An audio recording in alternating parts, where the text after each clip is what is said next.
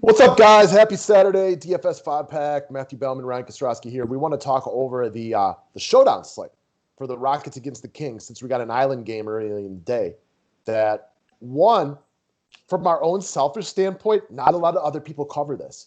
So we want to start covering more of the things for y'all that nobody else does, because I just think it gives you guys something to watch. It's good for our business. If this is something you guys want to watch, show us with views and likes, and we'll try to do more of them. If it's something where you only get like 100 views, then it probably isn't worth our time. So we're just going to mess around and see what happens. I don't think that it's selfish at all. I think it's smart. It's strategic. And yeah, hit that thumbs up button because we want the video to spread. And I imagine we're going to get a nice amount of views on this. Yeah, I would think so. I don't know who's all playing these. I have not played an NBA Showdown in a while. So we're going to talk through it as a whole and just kind of review it. And we'll do our best to kind of crush this thing for you guys. NBA Showdowns are rarer because most NBA games aren't, one night thing. Like in NFL, you get single games all the time. In MLB, you get single games on Sunday night, etc. In NBA, usually you at least have 2-game slates, and then maybe you're playing Showdown if your lineup stinks. Yeah, I would say they usually offer like a showdown throughout the night. I try not to chase if my main lineup isn't going well, but I'll be honest, there is a very hypocritical side of me that tells people not to chase. Of course. But I've won I've probably won like 20 to 25 NBA GPPs over the last 7 years. And like 2 or 3 of them have been me just pissed off entering late night GPPs. And they haven't been like $30,000 wins or anything like that. But like, I'm so pissed. My guy got picked up 3 fouls in 4 minutes, or he got hurt. And I'm like, I should not have done that. But man, am I glad that I did. Whenever you can like win your money back on a slate, like on something like that, it always feels real good. Yeah, so let's actually start by not looking at the DK app. And let's go over to these two teams who just met 2 days ago and played a very competitive game. And I think a big deal was that, like, Sacramento played their starters a buttload of minutes. We both liked Marvin Bagley, but it's not what I feel bad about. He played the minutes. He shot 9 times. He just didn't make his shots that day. Yeah, I like him again today, man. So do I. I like their whole starting unit. No Halliburton right now, so maybe looking at a Corey Joseph. For sure. Corey Joseph has been playing good minutes. Like, how expensive is he? He's cheap, guys. I think he's a prime candidate for cap space. Yeah, what's wrong with Halliburton? He's out for a couple weeks, isn't he? Or did I not see that correctly? I don't know. Yeah, he's out for 2 weeks, I think. 2 games due to a left wrist bone bruise. Okay. I read weeks, but I guess it's games. So, yeah, Joseph definitely in play. No doubt about it. What do you think? That does not hurt De'Aaron Fox. No, do you think there's big blowout concern here? No, I don't. I think these teams are even. And I think every game has blowout concerns, as we've seen the first week. But I think these two teams are pretty close. I agree. So I think the other thing, if you look at the Houston Rockets, was the reintroduction of John Wall, who played a buttload of minutes. I cannot believe they ran him for 37, but only played Cousins 14. Yeah, that was really surprising that Wood saw so many more minutes than Cousins. I am a little skeptical of, just buying into this game because, like you mentioned, Wall played 37, Wood played 32, Cousins barely played in the second half. And Rashawn Holmes, man, on the other side, he was awesome. I'm not sure I'm buying that. No, especially because I liked Holmes that day. And I didn't use him. And I used Barnes, who was also really good. I'm hesitant to go back here because I liked him the other day, I didn't play him, and he was awesome. And now I feel like, do I rush to get him? And he's just going to suck. That mind game of DFS, though. And I used Whiteside once that slate, so was not good. Did he get hurt, or they just don't like him enough to play him much? I would not watch this game at all. Yeah, okay. Because we had talked about Whiteside as a deep sleeper for GPPs daily, but, I mean, that's a turnoff of turnoffs right there. For sure. Although the same points hold. If he plays the minutes, he has upside. And even though, I put Rashawn Holmes in the cash game write-up as a guy you could take a look at, and he was awesome. Man, the 5 fouls is the reason that I'm always hesitant on him, because he's a hack. Now, he hasn't gotten into severe foul trouble this year where he's lost run, but it's happened. It's coming soon. It could easily be today. It could be any day. No doubt. All right, so I just want to mess around for a second and put Harden in the captain spot to give you an idea of worst case scenario where you would be sitting from a money perspective. So you're probably with like a Fox, especially with no Halliburton, right? Yeah, I mean, I think there's too many good plays on this slate for me to captain Harden. But I mean, I tend to agree with you. Yeah, like Harden loses run with John Wall in there a little bit. I mean, not that Harden was bad last game, but like I like Harden to play. I don't like him to captain at that price. Yeah, I'm with you on that one. What's the price difference on? Fox is the second most expensive guy. I like Fox, but man, Harden is not that much more than him, and still is going to have more upside. Yeah, it's not really Fox for me either. I agree. It would be Harden over Fox. For me, I'm kind of looking at that mid-range, like a Bagley, who I like a lot today. So my one problem with captaining Bagley is I still would rather captain a guy. Like, look at everybody in their starting unit here. Plays mid-30s. He still only plays mid-20s. So he is limited on his upside right there. You are not wrong there at all. But I'm not really sure there's anyone below him I want to captain, and there's no one really above him I want to spend the money on. So no matter who I captain is going to have a downside. Definitely. What would be your prediction on Cousins' minutes today? Because I wrote in the cash lineup the other day that I liked the idea of Cousins, but I don't know how many minutes he's going to play. And watching him only play 14 and barely touch the court in the second half, like I'm way gun shy to even use him today. Hell yeah, very, very gun shy. I mean, Christian Wood looks good too, man. Like, that's the other thing. It doesn't mean that Cousins couldn't play 20 today and Wood drops his minutes down to, say, 30, 28 or something like that. But, I mean, it's not – I don't know. Like, Tate's another guy. I'm wondering how much he continues to play. It is interesting that they only play Cousins, like, for so few minutes. I was surprised by that.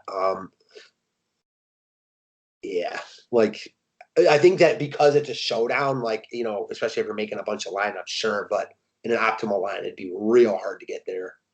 Like, I will definitely play Corey Joseph over Tate, guys, if you're looking for cap space. That's easy peasy for me. What about captaining Joseph? God, it's hard to captain. I could see a scenario where you do it, but you've noticed, like, in these showdown slates, like, people usually captain really good players. Right. And there's just a lot you're losing. Like, if Harden goes for 60 and you can double those 60 points, like, and Joseph goes for 24 and you're only getting the 12 extra. I know there's a big difference in what you get out there, but it seems to be that more often in the showdowns, like a real good players in the captain spot. That's fair. Doesn't mean it won't work out some days. And if Joseph goes for 35, that could be money. Mm-hmm. We don't really have cheap guys below Corey Joseph on the slate to use. We don't. I mean, interesting to know if someone else, preseason hero Kyle Guy gets like run with Halliburton out. Maybe. I mean, that's not a bad call. I like that, especially if you're playing GPPs. Like, the other thing is, like, if this game does get out of hand, which we've seen time and time again, like, he'll definitely get run in that scenario. I don't think that's a bad idea. And I think at that point, then you got to decide in your mind, and you got to tell yourself that story. Who is it getting out of hand with? Because they all lose run. But if the Rockets are up 30, Harden and Wood are better than Fox and Hield. I think that's the big problem. I don't know. And if you wanted to, like, let's say you play 3 lineups in these showdowns, which, again, I don't think a lot of people do that. But if you did, like, you could run one where the Kings roll, run where the Rockets roll, then run one where it's close. For sure. Okay, so I think we could agree Corey Joseph is your ideal place for cap space. Yeah, agreed with that. But I'm not overly enticed by playing him in the captain position, but you never know if I can change my mind. As far as other cheap guys, like Bielisa just isn't seeing a ton of minutes. No. I'm definitely more interested in Bagley at, just a little bit higher of a price point. Agreed. Because the other thing is about Bagley, and I know you agree with this, even though it's not like the likeliest scenario. Like, you're right. He doesn't have real high upside because of the minutes. But what if he's just the best player in this game? Because you're not going against, like, other games here, and he is really good. Yeah, and I'm just going to side note it. I was talking smack about Tate, but I would play Tate over Sterling Brown just because he does more things. And he played 10 more minutes almost. Yeah, Sterling Brown, legitimately, he just rolls out there and just shoots threes. That's it. Yeah, He's not doing anything else. So if you needed another cheap guy, I don't trust Tate, but I would play him over Sterling Brown. I agree. So, Daniel House is another guy. He's definitely down in the pecking order for this team, but at least he's playing bigger minutes. Sure. I mean, between him and PJ Tucker, it's a little difficult.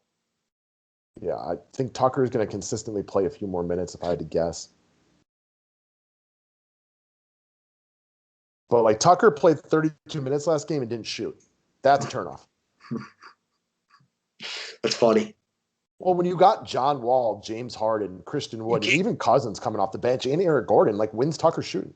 You can't get one shot off like in the a corner three or like just a putback or anything. Like I'm not saying he's not shooting again today, but like if he has less than 5 field goal attempts again, nobody's surprised. Of course. So Daniel House or PJ Tucker? I mean, House.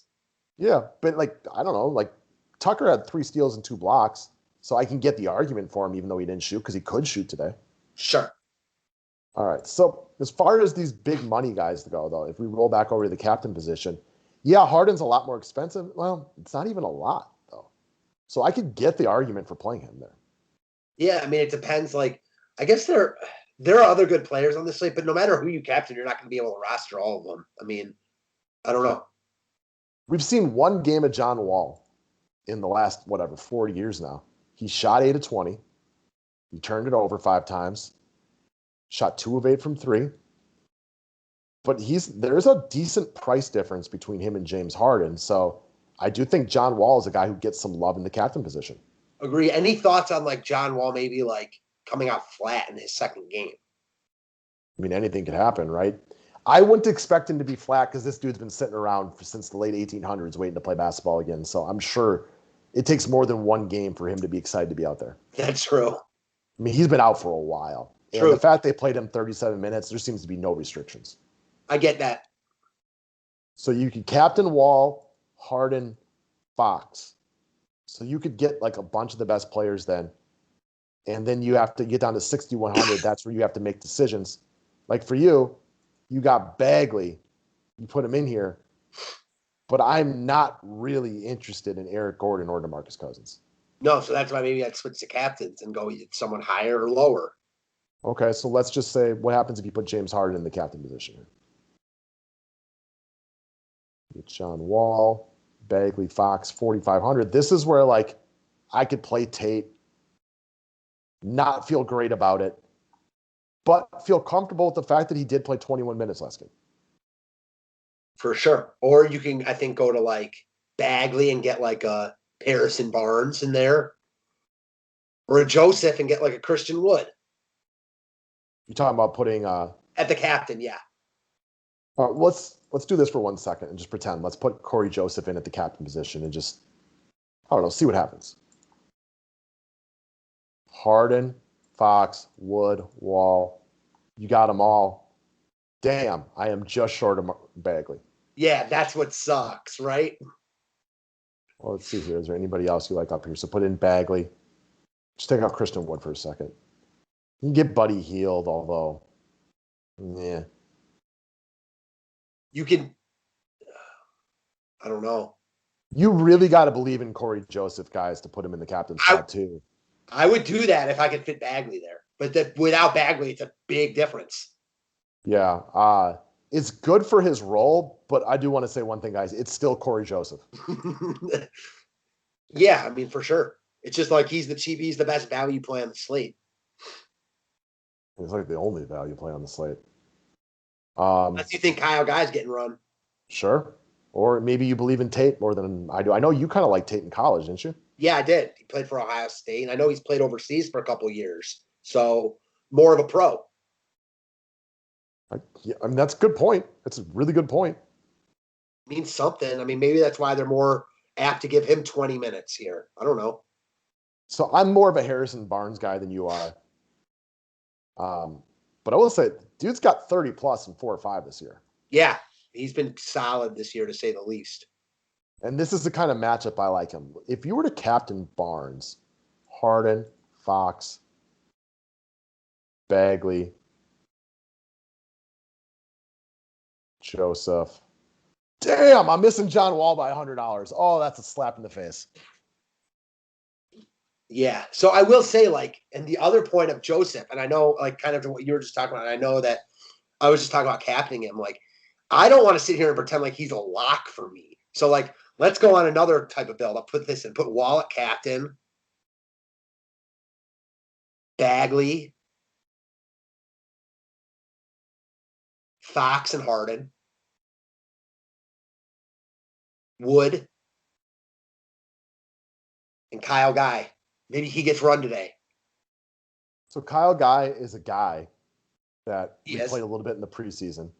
He's only played 6 minutes this year in the game against Phoenix.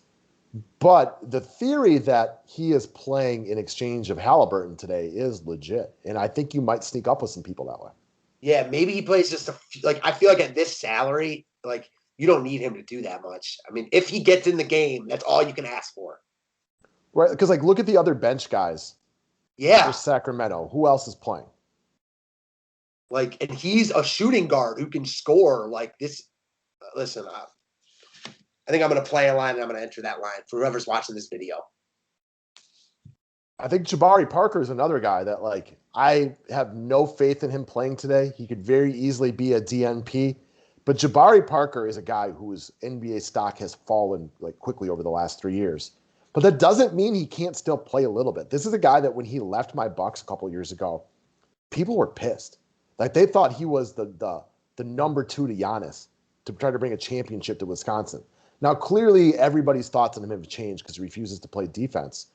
But, like, if you're trying to, like, win a GPP today, I mean, what do you get Parker at? 1%? I mean, if that, even Right, at a like, showdown. Without Halliburton, guys, there is 25 minutes a game off the bench that they haven't allocated to anybody. And I think I like your guy pick a little bit better, but that doesn't mean it's not Jabari Parker. For sure agree with that. I'm checking to see if either of these teams play tomorrow, and they do not. Other guys down here for the cheap. What do you know about Ramsey? I don't know squat about him. So another kid that was good in college, more raw than Guy. Guy's in his second year. So Ramsey probably has a higher upside.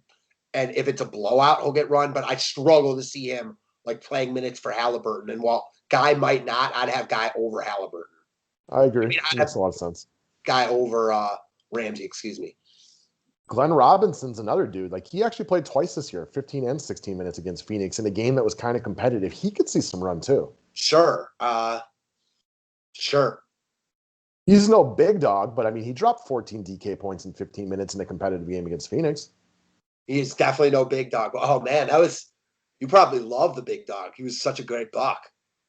He was. I was living in Minneapolis for a lot of that time period, though, so I was kind of more of a Timberwolves fan in the late 90s, early 2000s. Doesn't mean I didn't enjoy the Bucks run to the conference finals against AI's Sixers, but, like, I wasn't seeing a lot of the Bucks back then. I feel like he was, like, my era of NBA. And college, he played in the Big Ten at Purdue. Like, Yep. Always a fan of his. Yeah, I mean, I remember he had a nice mid-range game. Yeah. He would not fit in the modern NBA very well. No, he would not.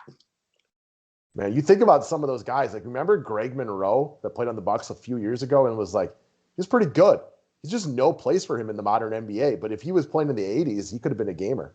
Yeah, we were using him in DFS as like a couple of years ago. The Moose. He put up good DFS points. He just needs to be out there. All right, so I am digging the Kyle Guy pick a little bit more. It's risky, though. It's not high risk because of his price tag. And you can actually cash in cash games with guys at this price point who don't play. And if you want to captain Harden, you might need this. For sure.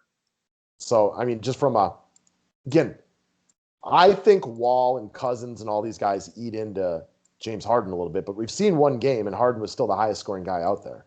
Yeah, I actually like the Glenn Robinson call too. All right. If you want to play Kyle Guy, you can go Harden, captain, Fox, Wood, Wall, and then throw Corey Joseph in here. For sure. I don't think that's a terrible cash lineup if you have any faith in Kyle Guy. I feel like what you said is also right, that you can cash without, if, with Kyle Guy not doing anything there, in my opinion. I got a question for you. We got these 3 Sacramento guys right here: Holmes, Barnes, Hield. between 6,600 and 7,600. They average very similar points. Who do you think would get the most love if you just had to take a guess? It's a great question. I'm not really interested in any of them. You know, I'm not a Barnes guy. I don't want to chase Holmes. And Buddy Hield was also really good last game. I feel like not taking price into account, people would want Hield the most. I'm not sure how roster construction fits with that. You know what I mean? Yeah, positions don't matter, so obviously throw that out the window. I just Harrison Barnes has outscored Buddy Hield all year, but I'm with you. I think people think of him as a sexier name. Yeah. I think that your guess is as good as mine on who's better today. I mean, for me, I've always been more of a Harrison Barnes guy than you are because there's no flash with Harrison Barnes. He's boring, right? Like when you watch the game, you're like, this dude doesn't do anything. And then you're like, did he really just go 11-11 again? Okay. All right. He's got something going there. But like you watch Buddy Hield for a quarter and he starts hitting those threes, you're like, he's more flashy to the public, especially too. For sure. No doubt. I got no arguments there. So I understand why people don't like Harrison Barnes because he's boring, but he does do enough things to be relevant a lot. Again, 30 plus in 4 or 5 games this year. He plays big minutes because he does the dirty work. And while it's not flashy, he doesn't need the ball to operate a lot like De'Aaron Fox does. No doubt about it. So I don't know. I think that kind of gives our thoughts. I think gun to head early in the day, I'm probably looking at John Wall in the captain spot because I get an extra 5K over James Harden. But I like Wall, Harden, Fox, Corey Joseph, I think is like my starting point. But I don't love what I'm left with right there. Yeah, that's why it's awkward with Corey Joseph in here. That's why in like this build, I much prefer Guy to Joseph, even though he's a lot riskier. Yeah, or you get both of them and you get all the best players. Yeah, for sure. I mean, that's with rostering. That's with captain and Harden too. I think I'm going to have one like that also. Yeah, and I like these mid-tier Kings guys better than you do, but at what risk do I want to not play James Harden? And just because I think James Harden takes a little bit of a hit with John Wall in there, dude did do 33, 8, and 6 with John Wall with 22 and 9 and playing 37 minutes. You're playing James Harden on this slate. I know you. Oh, hell yeah. I'm playing him. I know you are. I'm playing James Harden on the slate. Absolutely. I'm more meant overall for the Rockets this year. Agreed. I mean, we even saw it last game, but you still ask me who's going to be the highest score in this game. I mean, if you could give me even odds on Harden, I'd bet that right now. With everything, right? Yeah, I mean, it's James Harden. You know, there's plausible scenarios where Wall would or Fox all outscore him. Sure. But I would never make that bet even odds. You'd have to give me heavy odds. I'm talking at least like 4 to 5 to 1 minimum. Definitely. I mean, Harden, you talk about guys that walk into DK points. Even that last game where he wasn't that great, still took 24 shots, made 4 threes, 8. As guards go, outside of Westbrook, and they do it differently, he walks into DFS points with the best of them, no doubt. What are your thoughts on James Harden? Where is he going to be? Does he think he's stuck now in Houston this year? I don't know, man. I think it's a good question. It's a fun storyline to watch. I think that as teams, you see like Denver struggle off the gate a little bit, those teams are going to become more interested. I'm wondering, like, let's say they rattle off 8 wins in 10 games with Cousins, Wall, and Wood and all these guys. If Harden maybe doesn't start changing his tune a little bit, because the other thing about James Harden is the public has become more wise to his ways the last couple, months. Like more of the reports come out, and that's going to talk other teams of being interested for it. Like he has to have it his way. He's out every single night having fun. Yeah, he still comes out and drops 30 and 10, no problem. But like, not every team wants to deal with that. That's true. But on the other hand, like as teams struggle, and some teams will struggle, GMs start to feel the pressure that they might lose their job. Like, and it's not often you can get a guy like James Harden, putting all the other stuff aside. See, and I actually, I've been back and forth on James Harden a lot throughout his NBA career, like what I thought about him. And I love the fact he's a little chubbier right now and still going out there and just dropping buckets left and right. He's just a ball player, you know what I mean? Like, he just goes out there, shimmies, and just hits step-back threes on everybody. You want to talk about, just pure hooper? He's probably the best in the NBA. Yeah, man, he just goes out there. Well, I like KD for that too. You know what I mean? Sure. Like, just goes out and just knocks down shots. Like, yeah, KD's coming off a ruptured Achilles, and like he just goes out there and it doesn't really look like he's lost a ton. Agree with that wholeheartedly. KD is smoother. Harden's flashier. Yeah, like you don't look at Harden and you think like elite athlete, but man, like he can just put up buckets with anybody. I never looked at Harden and thought that. Yeah, with that scraggly ass beard. Now he's got that, that haircut. Again, he's got a little bit of a gut going right now. He's not fat, but he's not in the best shape you've ever seen him. Of course, he's not fat. I mean, you know what I mean? He's playing 40 minutes in an NBA game. But yeah, he definitely doesn't look like in pristine shape. Yeah, he looks more like Jokic when Jokic started the year last year. Like, yeah, he's still really good. He's still putting up his numbers, and he's still an excellent basketball player. But, there's a little chub on the tum right there. For sure. We've all had that before. No doubt. All right, guys. That's it for today.